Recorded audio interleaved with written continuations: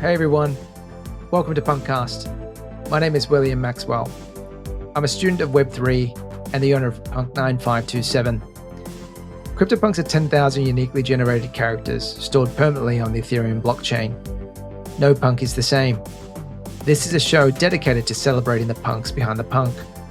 My hope for this podcast is that we capture the essence of the punk culture, elevate the brand and the individual behind the punk. One last thing. Projects discussed on the show is not financial advice. Crypto and NFTs are a volatile and risky asset class. Please always do your own research. Other than that, let's go. Hi everyone, and welcome back to another episode of PunkCast. Today we've got a punk number 3996. She's a 4 Atty, sporting an earring, hot lipstick, mohawk, and nerd glasses. But in real life, he's a serial entrepreneur with a track record of leading and building companies, and currently the founder and investor of 121G, an NFT venture fund. Please welcome Mr. Ryan Carson to the show. Hey Ryan, GM. Hello, GM. Good to be here. I love hearing my punk described, and people always say, "Why did you pick a woman punk?" I'm like, I like the jawline. I think the women look better. I'm just gonna put that out there. Well, the hot lipstick actually suits your complexion too, Ryan. I appreciate that. Yeah, I just thought she looked cool. And she's got nerd glasses, and we're all building brands around our PFPs, and I intend to keep this punk as my brand, ideally, for a long time. So, had to pick Amazing. one that was unique, looked like me-ish, but even though I'm a man, I'm rolling with it. Well, we're gonna dig into that a lot more deeper later today as well. But maybe if you could just start us off softly and introduce us to your background and how you found your way into Web3. Yeah, you bet. So I'll take you back in time a little bit because I think you need context to understand how I ended up running Proof with Kevin and Justin and launching Moonbirds, because it's like a big journey. So I'll take you back to 1987 first. Wow, real back. Yeah. So I was 10. And I came home from school and I looked across the living room and there was this computer thing. And I was like, oh my God, what's that? And it was an Apple IIe.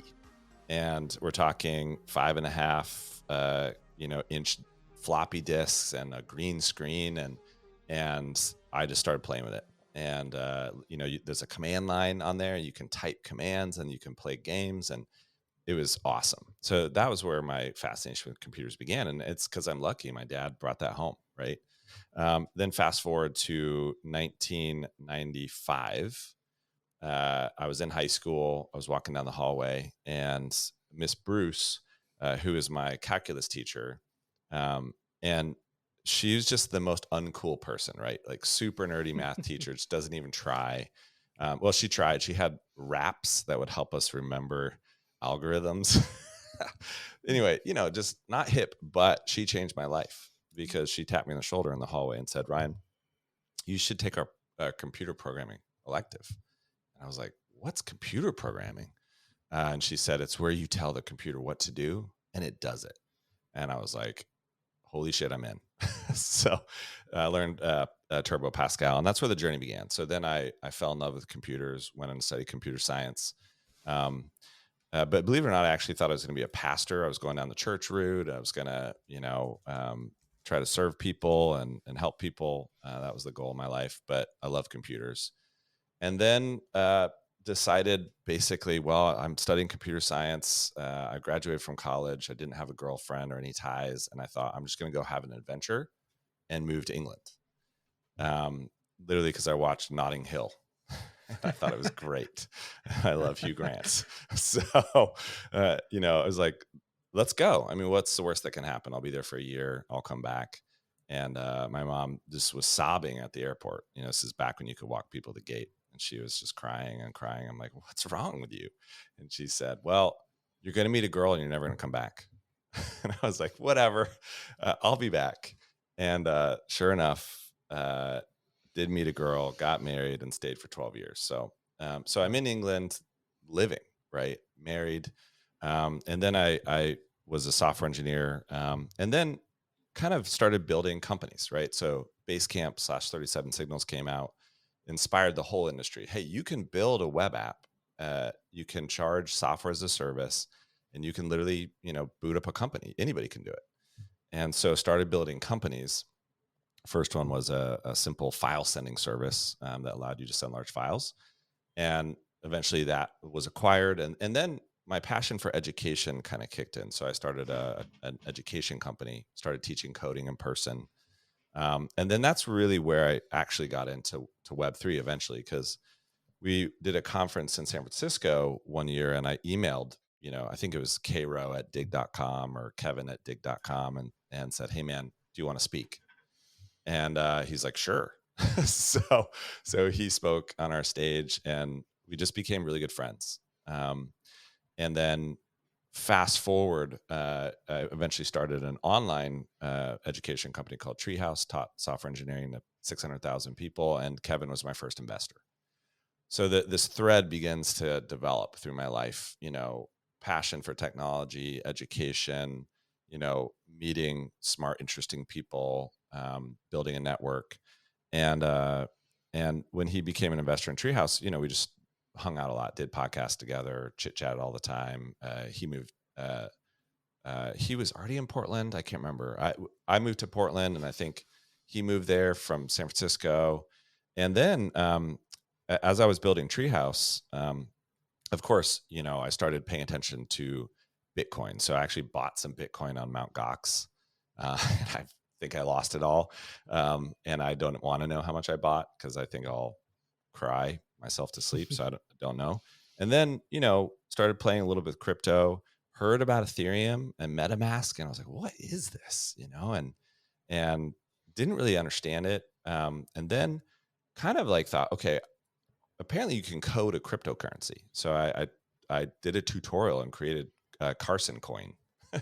And I didn't obviously do anything with it, but I was like, I just want to understand like how this actually works. So, coded in ERC20 just to play with it. And then as Treehouse was acquired, Kevin's like, buddy, pay attention. Like the whole world is changing.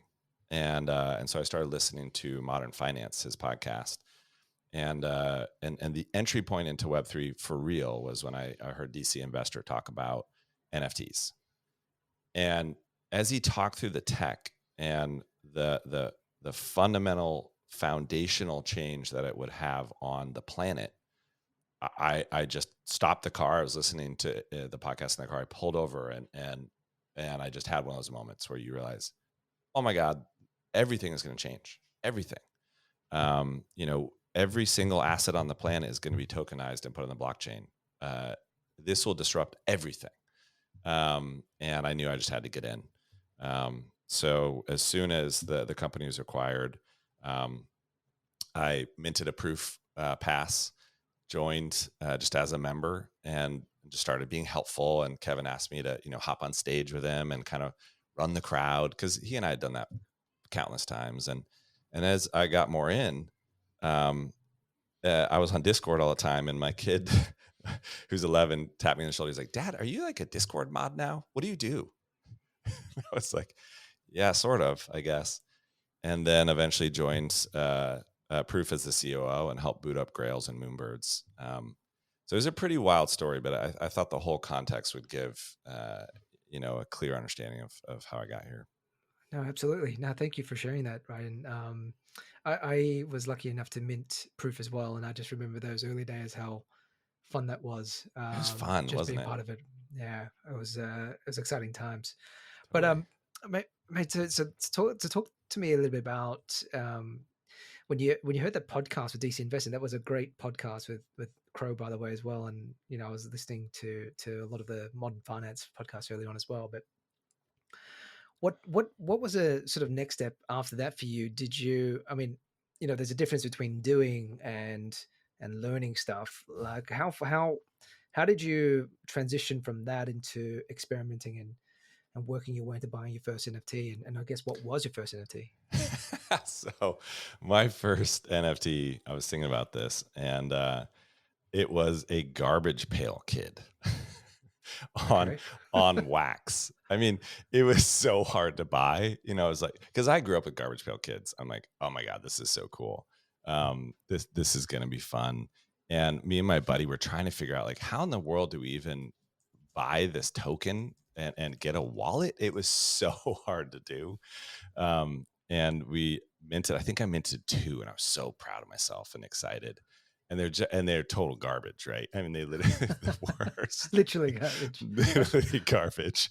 And I mean, that was my first kind of entry point. I was like, wow. And then I actually made an NFT for fun, because I'm like, I want to figure out how to mint an NFT. And then Kevin bought it. It was this silly picture of me like that I drew. And I was like, hey man, I made an NFT. And then he bought it. I was laughing about that. So that was my first NFT, I'm ashamed to admit. and then and then so how did you find your way, I guess, across to Ethereum, right? Because I think Wax is a completely different setup. Yeah, it's a different blockchain. It's a nightmare. It's this proprietary L1. It's just a mess. So I think, you just talk to people, and everybody was talking about Ethereum. It was like, oh, clearly this is where the real action is. And so I just quickly, migrated to ETH and Ethereum and started paying attention to there. And then it was like, okay, well, which NFTs am I going to start collecting? And the logical choice was mint to proof pass, because I thought, okay, where is everybody going to be that is serious about NFTs? Well, they're going to be in proof, right? So, and at the time, ETH was, I think, like 4K ish, and I was planning on I think it was at 3K, and I was planning on paying 5 ETH for the pass. So I actually talked to my wife about it. I was like, hey, I think we're going to spend 15 grand on this thing. Are you okay with that?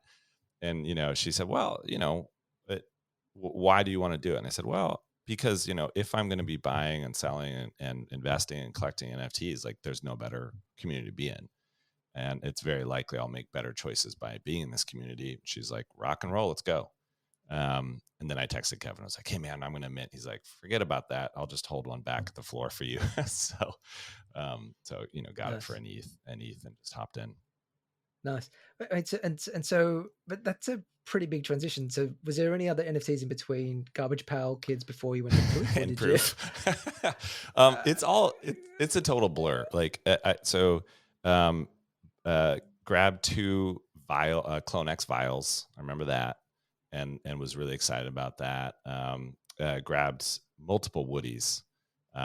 Really love that project. Still love that project. And I can't remember if that happened before or after Proof. It's one of those things like it's a total blur. But and so I'm just trying to get a sense of when you actually ventured into NFTs. So when was Garbage Pail Kids? Garbage Pail Kids. It was probably January of 21. I'm guessing. Okay, so that's reasonably early. Yeah, before we got part of the bull run last year. Well, no, because I grabbed my Proof Pass in December of 2020. So it could have been. Or no, it was November. Yeah, October, November is when I started actually buying NFTs. Now it's coming back to me. Okay, 21. Okay, so yeah. And no, that was 20. Right. So yeah, it was 2020. And I started buying various things then, because Proof minted in 20. Oh my god, this is the problem. Proof was 20. Proof was 22. Proof was at the end of 21, so it's less than. Oh right, because So it was 21. Yeah, so I was minting Clone X and Woodies and things in October, November of 21, and then Proof in December of 21, and then on it. This is the problem. It's impossible to keep track of what's happening because everything changes so fast. Absolutely, different speeds in crypto and in real life. Yeah. Cool. So you caught the back end of the bull run in 2021, and then so then talk to me. So once you got into Proof, then how did you find your way across into Cryptopunks? Like, when did you hear about the project? And yeah, so I was basically deploying capital from our family fund, and at first I bought a basket of ERC20s, right? So I was like, okay, I'm gonna, essentially buy an index fund here. I'm gonna, according to market cap, so Bitcoin, ETH, and just down the line, right? And then I realized, gosh, if I can pick the right NFT projects, I can get a leveraged return on the ETH. So why don't I start, deploying the ETH into key projects, right? And so basically looked at the market, at the landscape, and it was just clear, like, okay, CryptoPunks are one of the clear long term, everyone's using the word blue chip projects. It's a chunk of money, but like it should be a solid long term investment. And so again, chatted with my wife. All right, I think we should grab a punk, and get in here. And she said, okay, let's go. And then picked our first punk. I think it would have been February-ish um, uh, of this year. And that was exciting because I remember changing my PFP in the Proof Discord, which was fun. Being welcome in the community, hopping in the CryptoPunk Discord. And it was just a lot of fun. Like that was probably one of the most fun purchases I've ever done. Because So, it's just so great to enter the punks community. and so talk to me about that. So when you so the purchasing decision. So because I remember at that time, I mean, getting into proof, right, at that point in time was great for people like myself that were sort of novice at, Mm, understanding NFT art. And to be honest with you, I never really appreciated CryptoPunks. I mean, I knew what they were. I really liked the aesthetic of it, and they just had an air of coolness about them, but I didn't really understand it. And I think when I got into proof, we had Kevin riffed with, I think it was Derek, on CryptoPunks and the whole mm, concept of provenance and how attention accrues value back to the original OG and making that connection all the way down the track. And I think that's when I yeah. really sort of appreciated it and appreciated art and NFT art and Swiggles and all those other bits and pieces. Um, and I think my question for you is that, like, I mean, was it really proof that helped you sort of understand that as well, or did you already have an inkling about CryptoPunks before proof as well? Like, No, in the early, absolutely. It was Kevin and Proof that helped me understand it. And this is why I wanted to get in Proof, because I knew I would get very high quality, thoughtful analysis, right? And plus I had listened to every episode of Proof, the podcast, right? And so I understood all those things. Okay, if you're going to invest in the original because all the value accrues down to it, right? And it just made a lot of sense. At the mm. time, it was a large entry point, right? What did you get Um, in it I back then? think I should go back and look at EtherScan. I have a feeling my punk was something like 80 ETH Ah, okay. initially. And Yeah. ETH was probably $3,000 back then. Um, Yeah. so it was a It's a big chunk. chunk. Mm. And then, then let's fast forward to when the punk floor collapsed. When essentially the V1 V2 news came out. Well, came out. I mean, it was sort of focused on, and so I think the floor was running down. I think it was around 65, 70 ETH. I can't remember exactly. And I thought, Yeah. oh, cool. I'm just going to tax loss harvest here, right? Made perfect financial, investment sense. Mm. So listed my punk at floor and then grabbed a new one off the floor. I have a thing definitely for Mohawks apparently, because all of my punks have been Mohawks, women. And I think I grabbed, I think she had pink lipstick. She was black. She just was badass, right? So grabbed Mm. that one, harvested the tax loss, got back in, um, and that was kind of interesting. But I remember though, uh, the transactions didn't happen as fast as I wanted, and so that was a good example of really understanding liquidity uh, Mm. and how it actually works. Right? These are not Mm. ERC20s. Well, technically I think they are, but what I'm talking about. They're not Yeah. cryptocurrencies. So Exactly. So then talk to me a little bit about your current punk. She's pretty cool. I really love her nerd glasses that she's got on there. Talk to me about the decision making process here. How I mean, were you looking for a while, or what was? Did you have some sort of set criteria that you were sort of looking for aesthetically? Mm.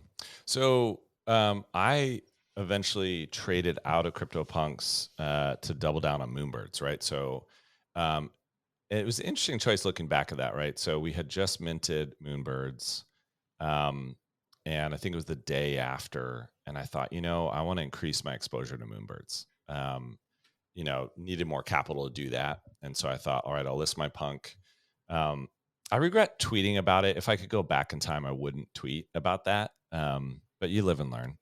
What? Um, Why is that? I can't I just remember think the. I just think there's so much room for misinterpretation in the space, right? People don't know Mm, you, people don't have context. And so you can't just tweet things and expect people to understand where you're coming from and what you know and who you are. And so I think yeah, I said, hey, should I sell my CryptoPunk to double down on Moonbirds? Is that a genius decision, a terrible decision, or, just kind of like having fun on Twitter? And I could see how it come across bad. Plus, it's like nobody wants to hear about, somebody trading out of their project. So I would have got just it, done it quietly if I could go back in got it. time. Yeah, So then I grabbed, I think two or three, rare Moonbirds from that. So I was out of punks for a while, and then fast forward to, I think it was, I don't know, a week ago maybe, or I can't remember when I got my punk, the current one, but um, so now all of our family office wealth is in ETH, right? So we have equities, but if I look at my cryptocurrency portfolio, it's all ETH. Um, and I thought, I might as well, long term lever this. Like I'm a believer in ETH long term. I'm going to hold it forever. And why not lever it on top of a really good blue chip? And also I need a good PFP. I literally, my job is to buy and sell NFTs. I'm an NFT venture capitalist, so it's like I can't be running around without a PFP NFT, an NFT PFP, right? So what is better than a CryptoPunk? So that was the moment I again talked to my wife. All right, I'm going to use some of our ETH, grab a punk, and we're going to essentially hold that ETH in the punk long term, and that will allow me to build a brand around this specific punk. And then once the decision was made and the budget was roughly set, then I just looked at what was selling or what was on what was listed, and I essentially thought, okay, I want to pick a punk that looks a little bit like me. I'm white, so I picked a light skinned punk. Doesn't matter from a an investment perspective. I just thought, okay, I want it to look a little bit like me. I really love it. Had to be unique, and it had to be a look that no other kind of uh, kind of like well-known person on Twitter had. And so I just went down the line, and I thought, oh, nerd glasses are really noticeable. Love the mohawk, love the lipstick, love the earring. Yeah, I think I overpaid. I paid 99.99 ETH for that. But at the same time, I thought, this is going to be a 5-10 year hold minimum. So I'm sure it'll work out, and just clicked the button and did it. no, she's a beauty. I was hoping that you would have made reference back to Miss Wilson for making that life changing choice for you, Miss Bruce. Yes, I Miss probably should have Bruce. said this is a cool version of Miss Bruce. Hey, that's actually why I did it. Yeah, let's go back and change my story. No, that's cool. And so like let's talk about what are you doing now? I think I've heard a little bit about 121G Fund. Yeah. What is it, and what are you sort of looking to do there? So when Trios was acquired in last December, I kind of stepped back, and was thinking about what I was going to do next. And I thought, I've raised venture capital over the years. I've operated, 3-4 companies as a founder CEO. I think I would really enjoy and be good at being a venture capitalist. I could really help founders. Like I could be a true founder friendly, investor. So I decided I think I'm going to do that, and then I got sucked into proof, right? And so just because it was so much fun and so exciting, and so I think I can't remember exactly when, it was probably like February-ish. I said to Kevin, "Hey man, I'd love to boot up a fund on the side. It's not going to be a big deal. I'll be focusing on proof. Are you cool with that? And he said, sure. Yeah. I mean, a lot of founders have funds on the side, or, executives have funds on the side. So he said, yeah, fine. Just don't solicit proof members. Right. And I said, of course I wouldn't do that. And so was kind of booting up, and then, and I honestly, I think Kevin and Justin and I, we thought proof was going to be important and valuable and high quality, but I don't think we knew it was going to be as big as it is. So what I was signing up for was really a kind of a fun project with friends that would be high quality and interesting, but wasn't planning on this being a multi-billion-dollar company at some point. And so we went, we launched Grails, had a blast with that, and then Kevin and Justin and I went away. Grails one was such a fun experience. That was so insane. Fun. Yeah, that was absolutely insane. It was so much fun, right? Yeah, and like I think that was like community at its best, right? A lot of fun, intrigue, excitement, camaraderie. People were having reveal parties. I mean, it was just a blast, wasn't it? And it was so fun to do that live stream with Kevin where we revealed the art. And then we went away to Mexico for our first offsite. And Kevin said, hey, we want to expand the community. It's time for a PFP. And we just went to town on imagining what it could be, and came up with Moonbirds, and we talked about the tokenomics and the mechanics and it was just so much fun. And then and you remember this probably in proof, everyone was like, hey y'all, no one cares about this. Nobody knows about the fact we're doing Moonbirds. You all need to do marketing. This is not going to work, and, Kevin, Justin, and I were like, don't worry, we're going to hop on the podcast, scene. We're going to start doing space. It's going to be fine. And then we started doing spaces, and it was just like the demand and excitement just started to like rocket. Right. And it was like, oh, like, okay, now everybody is paying attention. And then we went to New York and did, hopped on overpriced JPEGs with Carly and did a couple of our podcasts. And then it was like, okay, wow, okay, everybody wants a Moonbird. Right. And then, we had this whole like allow list problem and mint price problem and mint mechanic. And so I think at that point it was like, wow, okay, this might be a big deal. And so we figured out, okay, we're going to mint for 2.5 ETH, work on a good allow list with pre-mint. And I mean, you remember this, it just became the focus of the entire industry. It was insane. It was insane. It was fun and exciting. And then I think what happened for me personally was Moonbirds just went to the moon, right? And Kevin and Justin talked about moving to LA, right, to really run the company. I had just moved to Connecticut and the East Coast. I'm planning on being here hopefully forever. And I think it was just clear, all right, what I want and what Proof needs are becoming different things, right? And Proof needs a COO that's prepared to, move to LA, be all in, like build this company for probably 10 years, right? And I'm really an entrepreneur, founder at heart, right? And so we just had kind of a come Jesus talk, like, hey y'all, I think Proof needs a COO that is prepared to build the company, for a decade. I want to stay here with my family, and I'm really kind of a founder entrepreneur type of person. Like, why don't we part ways but stay friends? And why don't I cheer on Moonbirds from the side, and I'll run my fund. And so we did it, and we're still friends today. We chit chat and talk and text, and my fund bought a bunch of Moonbirds. And so essentially I booted up 121G, which it all comes from Back to the Future. So I love the movie Back to the Future. And I love it when Doc Brown says 1.21 gigawatts. And I just thought that's kind of a cool name. And then we shortened it down to 121G.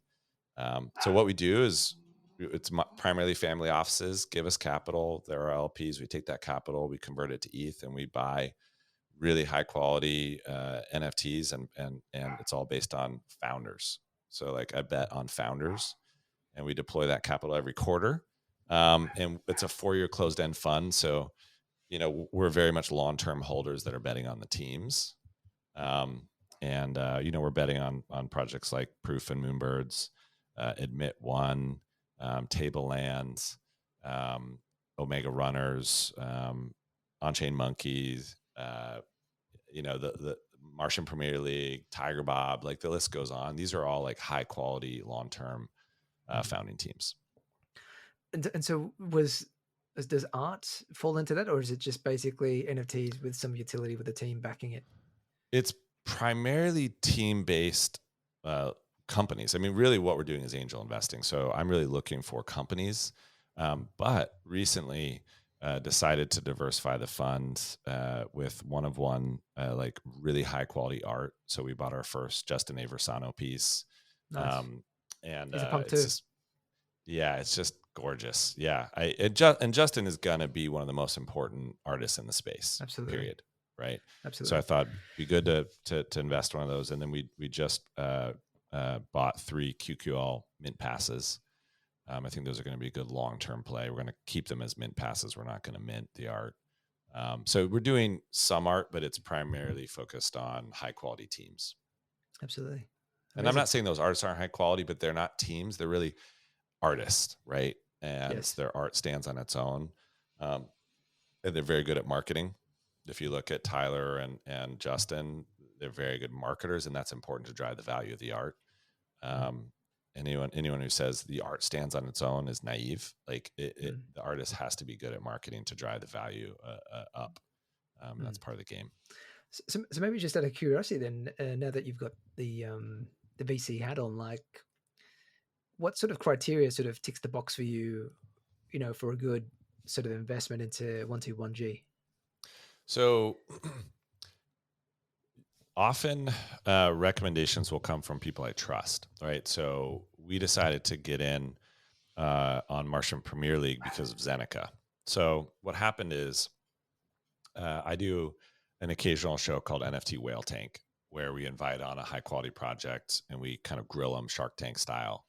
And Zeneca DM'd me and he said, "Hey man, you should look at Martian Premier League. The team is killer, right? And what they're building is interesting." And so looked into it and then invited him on the show. And after that show, I was like, gosh, like I think fantasy sports as a category are going to drive huge adoption into to Web3. It could and should be a huge onboarding mechanism to the space. And football/soccer is one of the world's largest sports, and so that was ticking the box. And then the team has experience building brands like Harry Potter, and they're British, and so since half my family's British, I'm a big fan of Brits and like their methodical, realistic approach to life, which is a generalization, I know, but it's often true. And so they were kind of ticking all these boxes. And then also, I thought that the project, wasn't overvalued and wasn't overhyped. I thought it was a good entry point. And so started ticking all those boxes. And then what's very important to me is getting on a Zoom call or doing IRL meetings with the founders and really listening to them and the way they approach their product roadmap, their hiring plan, their budget, their ethos, their plan. And I think this is where, I've been a founder CEO for 18 years, so I can pattern match. Does this founding team have the grit it takes, to, go through hard thing after hard thing after hard thing for 10 years? Yes or no? Do they have a core product that has potential? And is the entry point reasonable? And do they have the ability to generate FOMO and hype on top of that, right? And so they ticked a lot of those boxes. And MPL is just one example of a project we're in, but that's kind of how that ended up happening. And then what I do is come in as an advisor, sweep the floor. Sometimes the project will then award the fund extra NFTs from the treasury as well to lower our entry point. They do that after we sweep. We have to commit first. So that's kind of the way I think about it. It's a long-term bet on people, 100%. That's cool. And so when you look back on, I guess, your NFT career to date, do you have any sort of memorable wins or losses that come to mind? Well, big win was Proof. I Huge. that was just such a good community to be in. You know, from an ETH perspective, stacked a lot of ETH on that. Owned 2 passes, um, and the fund is bought back in now, so the fund owns one as well. That was huge. I mean, Moonbirds was huge. I obviously got 4 Moonbirds because we had 2 Proof passes, which was fun. Obviously, did very well on that because they were Yeah. basically free.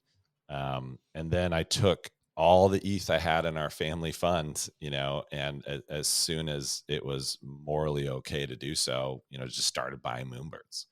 Um, I think we had 11 maybe or something, plus the ones we got for free. So um, did well on that. When I started the fund, I felt like it was not right from an integrity perspective to own NFTs personally that the fund owns. I felt like there was a conflict of interest. So sadly, I had to sell my entire portfolio. So I don't own any Moonbirds personally now, or anything except for my CryptoPunk. Um, so those were 2 big wins. I mean, Proof and Moonbirds did very well on CloneX, um, and did pretty well on Woodies, um, and did terrible on Garbage Pail Kids. So written that one off. Nice. Um, and then when you have a look at I guess the NFT Twitter space where we sort of hang out most days, is there sort of a punk personality that is a favorite of yours that you like tuning into? I love NFT stats. I can't remember. I think it's Punk9059 maybe. I can't remember his actual. 6059. Just to drop, I did actually just interview him just a couple of days ago, so he'll be on Punkcast as well. Bada But bing. yeah, he's He's yeah, he's Sam is super cool. just super smart, humble, um, adds tons of value. One of the great things about being Proof is you get these. I think they're called espressos, the little PDFs that we get. They're just Yeah, packed with good market data. I think those come out almost daily. So I really love his take and the value he adds. Of course, 6529, just like deep, like philosophical / investment thinking.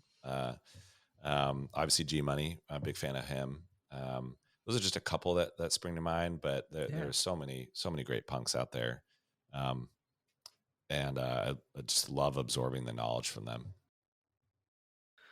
And then if you were to describe punk culture in a few words, how would you describe it? What's interesting about punks is I don't think there is a punk culture, and I'm actually going to chat to Noah later today and talk about this. With 10,000 people running around, it's actually a big enough group. It's really hard to define the culture. I think any 10K collection is actually like this. Um, if you hop in the punks Discord, I think it can be a huge range of emotions, qualities, value, sometimes very valuable, sometimes not at all. Right. And I'm just being honest. I think um, I'm looking forward to Yuga and Noah sort of unifying the culture a bit more. I'm finding more value in pockets of punks, right? So this pocket of punks is very focused on investing and thought. This pocket of punks is focused on culture and fashion. So I think that's interesting. So I think there's a lot of room for growth on that, and I'm not fudding punks or the culture at all. I'm just making an observation. Um, Yeah, no, I think everyone's got their own sort of journey into sort of punks, right? And there's no right or wrong answer to it, for sure. And I think some of that sort of resonates with me, and part of the reason why I kicked off Punkcast, right? I think because I think everyone's just. I mean, if I was to summarize it from what I've sort of seen in the interviews that I've had so far, a lot of it's just basically been everybody's building. mm, Nobody's got a lot of time to jump on Twitter and hang out and shitpost, and everyone's just building. And so yeah, when you're busy building, it's hard to get a real sense of what's actually going on out there. And but I think integrity and all those other bits and pieces, trusted, and all those other things definitely come to mind. And they are sort of hanging out in separate pockets, but definitely I think there's definitely potential for us to sort of get that messaging out, narrative out in a better way for sure. Mm. But I sort of agree with you. It's sort of a bit scattered at the moment. Yeah, and Cool. punks are interesting because, as we said, I mean, there is inherent foundational value in the IP itself, right? A lot of people, including me, didn't buy punks for the community. I bought it for the long-term IP value and the trust in the project being almost immutable and eternal, right? Yes, Yuga technically owns the IP now, and we'll see what happens, but it's fairly foundational. I hope the community is an add-on to that. One thing I'm actually really excited about is Punk's Club. The site, I've been enjoying getting in there and seeing where everyone is located, and I think I'm going to do some meetups with that. So I love that there's some things that are being built on top of the Punks community like that. Absolutely. Punk's Club's a really good product. Wojtek and the Mm. team are pretty much top notch as well, for sure. And then just another side question then. So of all the, I guess, all the PFP avatars that you have in the collection, why have you specifically chosen to go with a punk as your brand and identity? I felt that it was the safest long-term bet, that it's a PFP that I could hold for the long term. And I don't plan on changing my PFP. So I wanted consistency around that. And, obviously I'm passionate and believer in Moonbirds and, MPL and On-Chain Monkey and various projects. But in the end, I had to pick a PFP that I could own personally, right? That the fund wasn't buying. And it just felt like punks were the best long-term bet. And so that's why I went with it. I wrote a big thread about why did I pick a punk and why did I invest in a punk if the fund is not investing in a punks? Do I not think they're a good investment? And I just said, it's all about your time horizon, right? Like, I don't think a punk is going to be a good, 2, 3, 4 year investment. I think it's going to be a great, 10-year investment, right? And a lot of people are shocked at that. Like, really, you don't think it's going to go up? And I was like, I don't know. Like, is it going to 2, 3, 4, 5x? No. So, that's not what I'm interested in. I'm more interested in a solid brand and IP that I can build my brand around. And that's why I went with it. Amazing. And mate, and if you could pass on a message to the next owner of your punk, Well, I whenever don't that want to think about happens, that. I don't want that to happen. But what if would I you did, what would you like to say to them or her? oh, that's an interesting question. I think I would say, hello, tell me about yourself. Uh, and it'd be interesting to actually have a conversation about who are you and what's your story, and what do you hope to do with this punk, um and kind of see where it goes. It'd be hilarious if they're like, oh, I'm just OTC, trying to add liquidity here, and then I'm going to trade it tomorrow. So that would make me sad. But I'd probably say, you get what you get out what you put in, and relationships are everything. And this punk will probably be more valuable to you if you are reaching out and trying to help other people. And a lot of what I'm doing behind the scenes is having meetings with people and asking how it can be helpful, and kind of supporting people, knowing that karma works out, and maybe that will help me someday, maybe it won't. But I think being helpful and kind to people just is a better way to go. And if we could all do a little more of that, that'd be great. Absolutely. Beautifully said, Ryan. And I guess any sort of closing comments on your side before we sort of wrap up, Ryan? Anything you'd like to sort of send out? Yeah. I am available on Twitter. So if people want to talk via DMs, I do my best to read all of them and respond when I can. So try to be very accessible. So if you have thoughts or ideas, please hit me up on Twitter. I'm just at Ryan Carson. I've been having a lot of fun with this daily space. It's called NFT Daily Dose. It's at 10:30 a.m. Eastern. We're just getting a great crowd. We're talking about news. We're talking about important developments in the industry. So please stop by. But yeah, I'm in it for the long term, and I want to support other people that are in this for the long term. And so if that's you, let me know how I can help. Amazing. Ryan, it's great to see you back as a punk again, and really awesome to have you on PunkCast. Thank you for your time. Thank you very much. Great to be here. And guys, that wraps up another episode of PunkCast for the week. And we'll be back again next week with another punk. Bye for now.